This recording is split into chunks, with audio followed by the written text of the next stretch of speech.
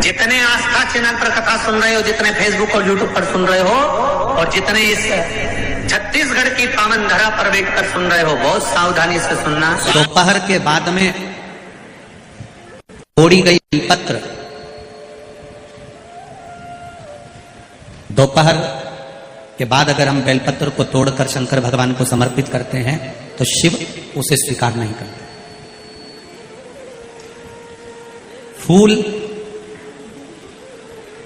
सूर्य की किरण निकलती है, प्रकाश थोड़ा सा हो जाता है, थोड़ा सा उजाला हो जाए, और रात्रि सूर्य अस्त के पहले पुष्प को हम तोड़ सकते हैं, फूल हम तोड़ सकते हैं। बेलपत्र सुबह से लेकर दोपहर तक हम तोड़ सकते हैं, पर दोपहर के बाद में बेलपत्र को नहीं तोड़ा जाता।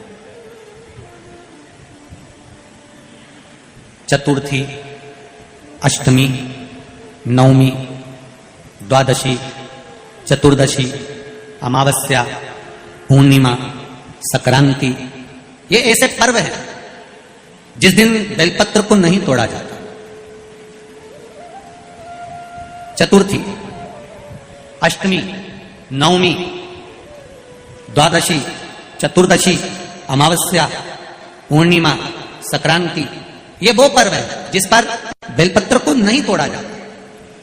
पुरानी बेलपत्र 1 महीने पुरानी भी रखी है।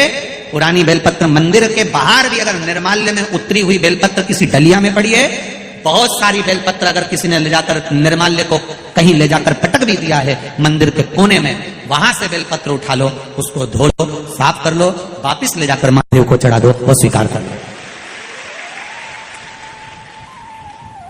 पशुपति व्रत कर रहे हो,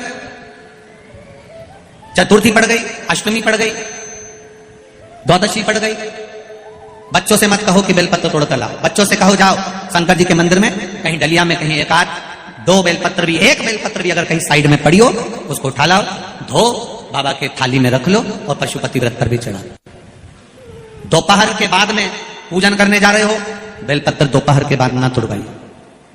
फूल सुबह प्रकाश होने से लेकर रात्रि को, शाम को जब सूर्यास्त हो उसके पहले फूल आप तोड़ लो, मना नहीं है, दिन भर का समय आपके पास है, और रात्रि में फूल नहीं तोड़ा जाता।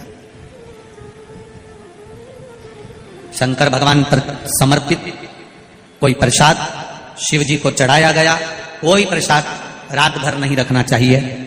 आप लोग तो संकट सोमवार अगर किसी ने करे हों, किसी ने करे संकट सोमवार या 16 सोमवार, हाथ उठाओ, किस किस ने करे हैं, पहले करें आप लोगों ने, रखो।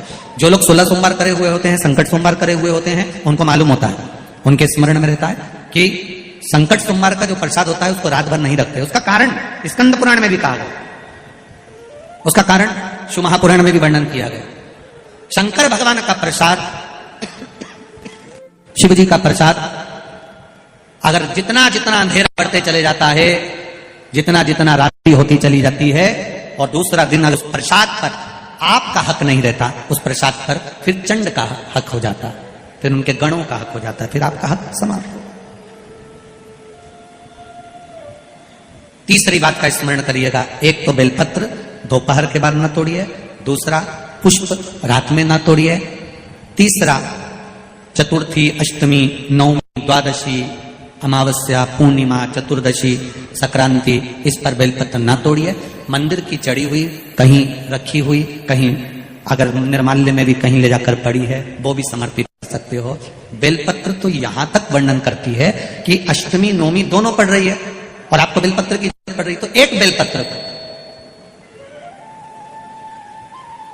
आप एक बेलपत्र को या तो वस्त्र में संजो कर रख लो, रख सकते हो, संभाल के रख लो, ना बने तो तुम्हारी जो पाठ पढ़ने की पुस्तिका होती है, जिसको तुम भजन गा लेती हो, पढ़ लेती हो, राम रक्षा स्तोत्र, हनुमान चालीसा, गोवर्धन चालीसा, जो पढ़ लेती हो, वही उसी में रख लिया, और वही बेलपत्र वापिस हमको प्राप्त हो गई। हमने वही शिव जी को वापिस चढ़ा दी और उससे हमको फल की अनुभूति प्राप्त हो गई।